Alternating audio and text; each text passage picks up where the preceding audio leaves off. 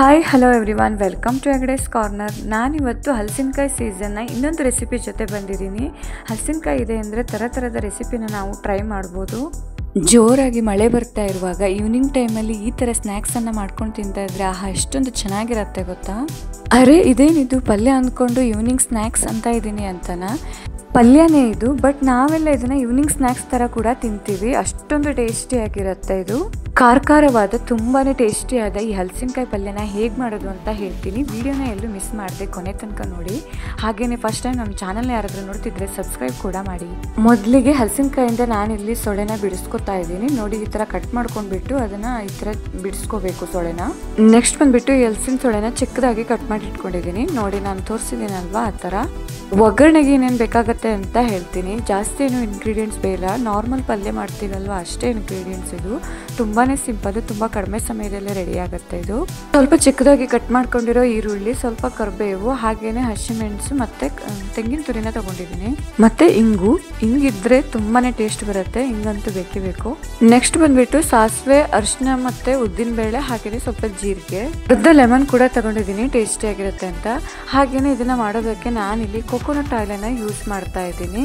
Coconut oil ಹಾಕಿದ್ರೆ ತುಂಬಾನೇ taste ಬರುತ್ತೆ ಇದಕ್ಕೆ. ಪ್ಯಾನ್ ಬಿಸಿಯಾಗಿದೆ. ಇವಾಗ ನಾನಿಲ್ಲಿ ಆಯಿಲನ್ನು ಹಾಕ್ತಾ ಇದ್ದೀನಿ. ಒಂದು 4 ರಿಂದ 5 ಚಮಚ ಆಗುವಷ್ಟು ಆಯಿಲನ್ನು ಹಾಕ್ತಾ ಇದ್ದೀನಿ. ಸ್ವಲ್ಪ ಜಾಸ್ತಿ ಆಯಿಲ್ ಬೇಕಾಗತ್ತೆ. ನೆಕ್ಸ್ಟ್ ಬಂದ್ಬಿಟ್ಟು ಅರ್ಧ ಚಮಚ ಆಗುವಷ್ಟು ಉದ್ದಿನ ಬೇಳೆನ ಹಾಕ್ತಾ ಇದ್ದೀನಿ. ಹಾಗೇನೆ 1 ಸ್ಪೂನು ಸಾಸಿವೆ, ಸ್ವಲ್ಪ ಜೀರಿಗೆ, ಒಂದು 1/4 ಚಮಚ ಆಗುವಷ್ಟು. ಸಾಸಿವೆ ಚಟಪಟ ಅಂದಿದ ತಕ್ಷಣ ಕಟ್ ಮಾಡಿ ಇಟ್ಕೊಂಡಿರೋ ಹಸಿಮೆಣಸನ್ನ ಹಾಕ್ತಾ ಇದ್ದೀನಿ. ಹಾಗೇನೆ ಕರಿಬೇವನ್ನ ಕೂಡ ಹಾಕಿದ್ದೀನಿ. ಆಮೇಲೆ ಇಂಗನ್ನು ಕೂಡ ಹಾಕ್ತಾ ಇದ್ದೀನಿ. ಇಂಗು ಸ್ವಲ್ಪ ಜಾಸ್ತಿನ ಹಾಕ್ತಾ ಇದ್ದೀನಿ. ಅರ್ಧ ಚಮಚ ಅರಿಶಿನ ಕೂಡ ಹಾಕಿದ್ದೀನಿ. ಇದು ಚೆನ್ನಾಗಿ ಫ್ರೈ ಆದ್ಮೇಲೆ ನಾನು ಇವಾಗ ಕಟ್ ಮಾಡಿ ಇಟ್ಕೊಂಡಿರೋ ಹಲಸಿನಕಾಯಿಯನ್ನ ಹಾಕ್ತಾ ಇದ್ದೀನಿ. ಚೆನ್ನಾಗಿ ಮಿಕ್ಸ್ ಮಾಡ್ತಾ ಇದ್ದೀನಿ. ರುಚಿಗೆ ತಕ್ಕಷ್ಟು ಉಪ್ಪನ್ನು ಕೂಡ ಹಾಕ್ತಾ ಇದ್ದೀನಿ. ಆಮೇಲೆ ದೊಡ್ಡ ಗ್ಲಾಸಲ್ಲಿ 1 ಗ್ಲಾಸ್ ಆಗುವಷ್ಟು ನೀರನ್ನು ಹಾಕಿ ಬೇಯೋದಕ್ಕೆ ಇಡ್ತಾ ಇದ್ದೀನಿ. ನೀರು ನೋಡ್ಕೊಳ್ಳೋಣ, ಮತ್ತೆ ಬೇಕಿದ್ರೆ ಮತ್ತೊಂದು ಸ್ವಲ್ಪ ಹಾಕ್ಬೋದು. ಆಮೇಲೆ ಲಿಡ್ಡನ್ನು ಕ್ಲೋಸ್ ಮಾಡಿಬಿಟ್ಟು ಒಂದು 15 ನಿಮಿಷ ಬೇಯೋದಕ್ಕೆ ಇಡ್ತಾ ಇದ್ದೀನಿ. ಇದು ಹಲಸಿನಕಾಯಿ ಆಗಿರೋದ್ರಿಂದ ಬೇಯೋದಕ್ಕೆ ಟೈಮ್ ತಗೊಳುತ್ತೆ. ನೋಡಿ, ಇವಾಗ ಇನ್ನೊಂದು ಸ್ವಲ್ಪ ನೀರು ಹಾಕ್ಬಿಟ್ಟು ನಾನು ಇನ್ನೊಂದು ಸ್ವಲ್ಪ ಬೇಯಿಸ್ತಾ ಇದ್ದೀನಿ. ಇವಾಗ ನೋಡೋಣ, ಕಂಪ್ಲೀಟ್ ಆಗಿ ನೀರು ಆರಿಲ್ಲ. ಇನ್ನೊಂದು ಸ್ವಲ್ಪ ಈ ಥರ ಓಪನ್ ಆಗಿ ಬೇಯಿಸ್ತಾ ಇದ್ದೀನಿ. ಹೊಳೆ ಎಲ್ಲ ಚೆನ್ನಾಗಿ ಬೆಂದ್ಬಿಟ್ಟು ಅದನ್ನ ಮುಟ್ಟಿದ್ರೆ ಈ ಥರ ಸ್ಮ್ಯಾಶ್ ಆಗಬೇಕು, ಅಷ್ಟು ಚೆನ್ನಾಗಿ ಬೇಯಬೇಕು ಅದು.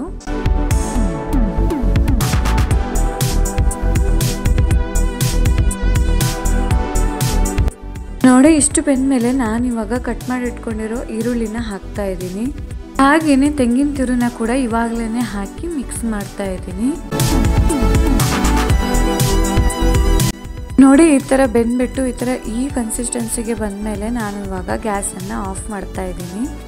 ಗ್ಯಾಸ್ ಆಫ್ ಮಾಡಿದ್ಮೇಲೆ ನಾನು ಇವಾಗ ಲೆಮನ್ ಜ್ಯೂಸನ್ನು ಹಾಕ್ತಾ ಇದ್ದೀನಿ. ಲೆಮನ್ ಜ್ಯೂಸ್ ಹಾಕೋದ್ರಿಂದ ತುಂಬಾ ಟೇಸ್ಟಿ ಆಗುತ್ತೆ. ಇದು ತುಂಬಾ ಈಸಿ ಮತ್ತು ಸಿಂಪಲ್ ರೆಸಿಪಿ ಇದು. ಇಷ್ಟು ಮಾಡಿದರೆ ಆಯಿತು, ಹಲಸಿನಕಾಯಿ ಪಲ್ಯ ರೆಡಿ ಆಗುತ್ತೆ. ಇದನ್ನು ನಾವು ಬೌಲಲ್ಲಿ ಹಾಕ್ಕೊಂಡ್ಬಿಟ್ಟು ಈವ್ನಿಂಗ್ ಟೈಮು ಸ್ನ್ಯಾಕ್ಸ್ ಥರ ಕೂಡ ತಿನ್ಬೋದು. ಇಲ್ಲ ಬೇಡ ಅಂದರೆ ಚಪಾತಿ ಜೊತೆಗೋ ಇಲ್ಲ ಅನ್ನ ಜೊತೆಗೋ ಸೈಡ್ ಡಿಶ್ ಆಗಿ ಕೂಡ ಯೂಸ್ ಮಾಡ್ಬೋದು. ಒಮ್ಮೆ ಆದರೂ ಕೂಡ ಈ 2 in 1 ಪಲ್ಯದ ರೆಸಿಪಿನ ನೀವು ಕೂಡ ಟ್ರೈ ಮಾಡಿ. ಖಂಡಿತ ನಿಮಗೂ ಇಷ್ಟ ಆಗುತ್ತೆ. ಹಾಗೆಯೇ ವಿಡಿಯೋ ನಿಮಗೆ ಇಷ್ಟ ಆದರೆ ವಿಡಿಯೋನ ಲೈಕ್ ಮಾಡಿ, ಶೇರ್ ಮಾಡಿ ಮತ್ತು ಸಬ್ಸ್ಕ್ರೈಬ್ ಮಾಡಿ. Thank you for watching the video. Okay, bye. Signing off to Hegde's corner.